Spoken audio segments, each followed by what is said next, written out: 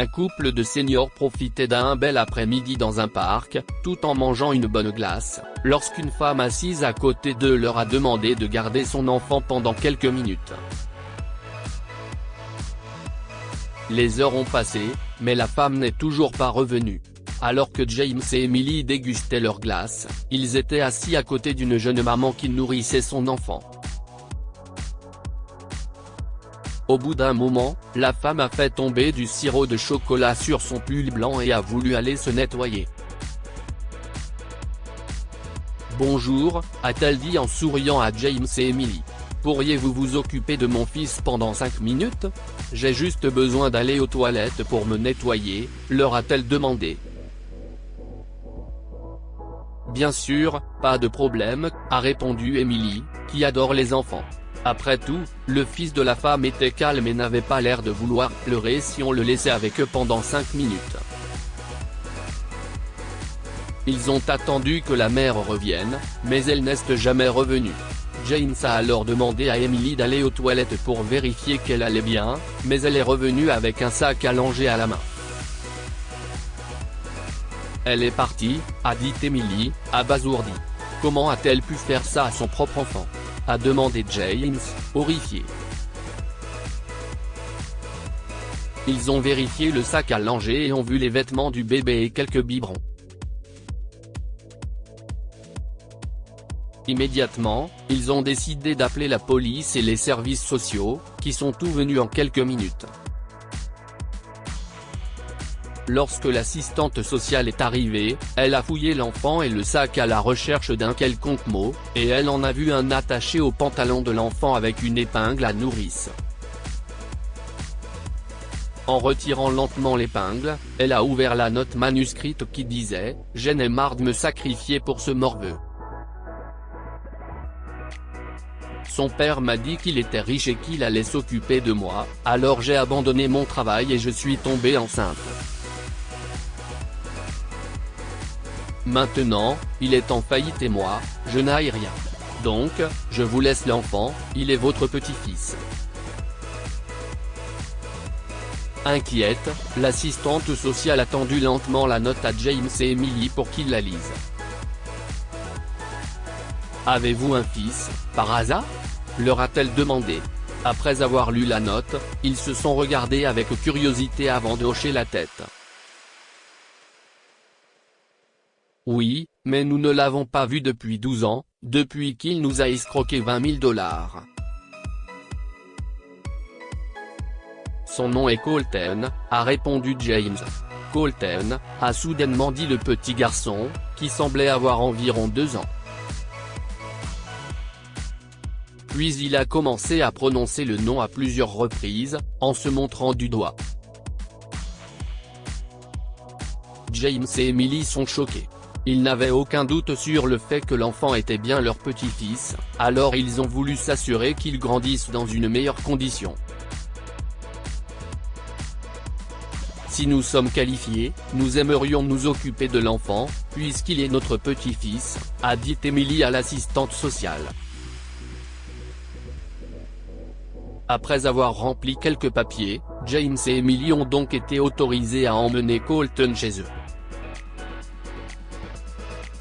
Mais avant de décider de l'adopter légalement, ils ont essayé d'entrer en contact avec leur fils pour tenter de lui présenter son enfant. Puis, ils ont découvert par l'intermédiaire d'un vieil ami de Colton que leur fils se trouvait dans une petite ville d'Alaska, se cachant d'autres personnes à qui il devait de l'argent. James et Emily s'y sont rendus avec le jeune enfant, en espérant que leur fils changerait Davis. « Fils », lui a dit James. « Reconnais-tu ce garçon ?» Colton a haussé les épaules. « Je le connais, mais je ne suis pas intéressé à l'élever. Je les ai quittés, lui et sa mère, pour une bonne raison.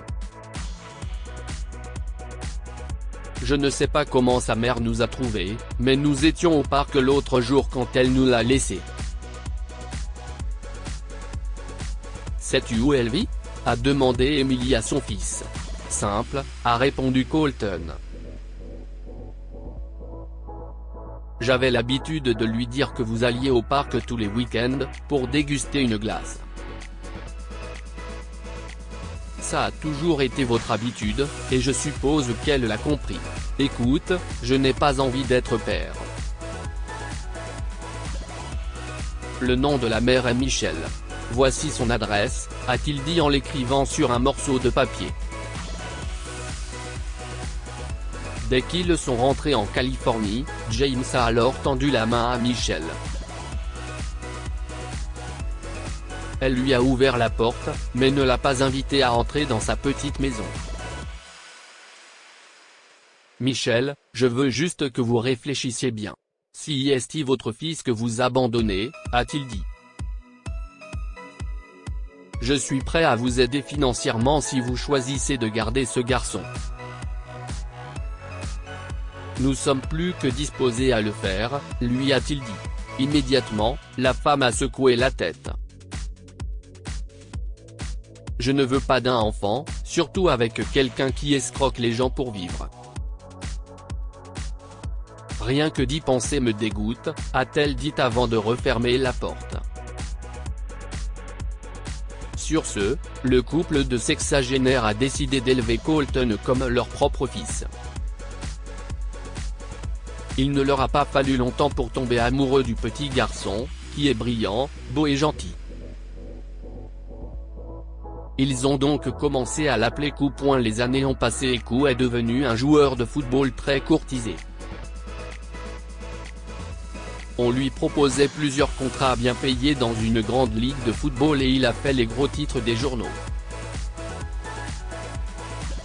Un jour, après la diffusion de la nouvelle, il a été surpris de voir un couple frapper à sa porte, prétendant être ses parents. Si est-ce toi, mon fils? C'était Michelle, mais Coup n'avait aucun souvenir d'elle. Fils, tu dois nous aider. Nous sommes désolés de ne pas avoir pu t'élever. Nous avons vécu dans la pauvreté toutes ces années, et maintenant les usuriers sont après nous, a dit Colton, son père biologique. Le garçon adulte les a regardés pendant quelques secondes avant de sortir une note qui était dans sa poche depuis 20 ans. Il l'a lue à haute voix, et c'était le mot que Michelle lui avait laissé dans le parc. Michelle a commencé à pleurer. « Je suis désolé, j'étais désespérée et pauvre. J'étais une jeune mère célibataire, et je n'avais aucune idée de la façon d'élever un enfant, a-t-elle dit.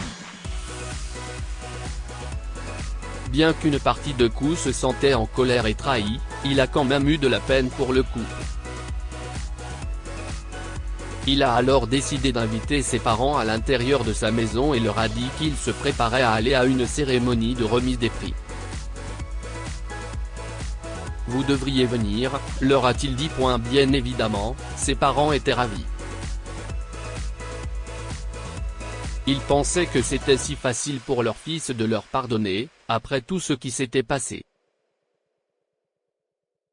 Ils savaient même que cette nuit-là était une nuit spéciale. Notons que c'était une grande cérémonie de remise de prix pour les athlètes et Coup devait recevoir le prix le plus prestigieux. Pendant la cérémonie, il a été appelé sur scène pour réclamer son trophée et prononcer un discours. Coup s'est avancé dans son costume bleu foncé impeccable, souriant devant les caméras de toute la salle. « Merci », a-t-il commencé. « Je voudrais remercier tous ceux qui m'ont toujours soutenu. Mes entraîneurs, mes coéquipiers, les fans et, surtout, ma famille », a déclaré M. Colton en brandissant son trophée. Ses parents ont rayonné de joie, pensant qu'il leur dédiait cette victoire. Pendant ce temps, James et Emily, qui étaient déjà octogénaires à l'époque, n'ont pu s'empêcher d'avoir les larmes aux yeux, fiers de leur petit-fils. Ce prix appartient à deux personnes merveilleuses, et j'aimerais les appeler sur scène pour partager ce moment avec moi, a déclaré Coup en regardant la foule. Michelle et Colton se préparaient à se lever, mais ce que Koo a dit ensuite les a choqués. À mes grands-parents, James et Emily, ceci est pour vous. S'il vous plaît, montez sur la scène et rejoignez-moi, a-t-il dit, demandant à la sécurité de les guider. Dès que James et Emily sont montés sur scène, ils ont partagé une accolade avec Koo. Tous trois étaient en larmes, tandis que Michelle et Colton les regardaient avec embarras. Ces deux personnes sont la raison pour laquelle je suis ici, debout devant vous tous aujourd'hui. Ils m'ont appris à distinguer le bien du mal, à être un homme bon et honnête, et par-dessus tout, ils m'ont appris à aimer, et si est ce qui fait un bon homme, et un bon sportif, a-t-il dit en terminant son discours. À ce moment-là, les parents de Koo ont réalisé que leur égoïsme les empêchait de voir grandir un homme aussi intelligent. Il était trop tard pour qu'ils prennent la responsabilité d'être ses parents, car il en avait déjà, James et Emily. Que pouvons-nous apprendre de cette histoire? Ce n'est pas l'argent qui compte le plus dans le monde, mais la famille. Michelle et Colton ne se préoccupaient que de l'argent et refusaient d'assumer la responsabilité de leur fils, qui l'ont donc abandonné. En fin de compte, le fils qui l'ont abandonné leur a appris que la vie est une question de famille, et non d'argent. Les personnes qui vous aiment sincèrement et se soucient de vous seront toujours là même dans vos pires moments. Dans les bons et les mauvais moments, les grands-parents de Koo, James et Emily, étaient toujours à ses côtés. Quant à ses parents, ils ne sont venus que lorsqu'ils ont appris qu'il se portait bien et gagnait beaucoup d'argent. Partagez cette histoire avec vos proches. Elle pourrait les inspirer et illuminer leur journée. Lire aussi, une vieille dame adopte un petit garçon perdu avec un mot dans sa poche, sa mère revient 13 ans après, histoire du jour. Cette histoire est inspirée par l'histoire d'un de nos lecteurs et écrite par un rédacteur professionnel. Toute ressemblance avec de véritables noms ou lieux est une pure coïncidence. Toutes les images sont utilisées uniquement à des fins d'illustration. Partagez votre histoire avec nous. Elle changera peut-être la vie de quelqu'un. Si vous souhaitez partager votre histoire, envoyez-nous un mail à info@amomama. Abonnez-vous à Amomama sur Google News.